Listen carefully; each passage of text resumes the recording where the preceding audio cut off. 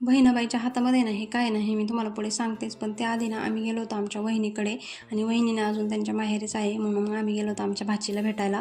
तर गेल्या गेल्या बघा वेदा इथे बाळाला पण नको नको आणून सोडलं होतं. नंतर तिला छान असं मांडीवरती घेतलं होतं. नंतर ना आम्हाला जायचं होतं एका देवाच्या दर्शनासाठी आणि जाता जाता वेदाची माझी अशी काहीशी मस्ती चालली होती. नंतर मी, माझी बहीण आणि शेजारची एक मुलगी ती देखील आली होती माहेरी, तर तिला घेऊन पण आम्ही गेलो होतो देवदर्शनासाठी.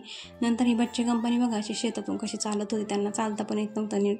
नंतर गेल्यावरती ना छान असं देवाचं दर्शन वगैरे घेतलं. दर्शन वगैरे झाल्यावरती ना बहिणाबाई म्हटलं तिथे तेल आहे, मग आपण छान असा दिवा लावू म्हणून मग तिने ना मस्त असा देवाचा दिवा लावला. आणि दिवा लावून झाल्यावरती ना म्हटलं चला अगरबत्ती पण आहे म्हणून मग मी छान अशी एक अगरबत्ती पण लावून घेतली. देवदर्शन करून ना आम्ही आलो घरी. घरी आल्यावरती ना जरा अंधारच पडला होता. मस्त अंगणात आहे ना अशी कॉट टाकून आम्ही दोघी गप्पा मारत बसलो होतो. नंतर संध्याकाळच्या वेळेस ना ती सकाळी आली होती म्हणून संध्याकाळी ना मम्मीला ज्या साड्या आणल्या होत्या ना तर त्या साड्या दाखवत होती मम्मीला. नंतर जेवण वगैरे करून ना आम्ही गेलो होतो टेरेसवरती झोपण्यासाठी. आणि इथे बच्चे कंपनीची इतकी मस्ती चालली होती की काही विचारूच नका. वेदा बघा मामाच्या डायरेक्ट पोटावर बसूनच काहीतरी गप्पा मारत होती. नंतर मामाची मालिश करायचं काम चाललं होतं तिचं. आणि नंतर ना मग ते सगळं झाल्यावरती परत आम्ही सगळे ना लुडो वगैरे खेळलो आणि असा आमचा दिवस गेला. चला भेटूयात नेक्स्ट व्लॉगमध्ये.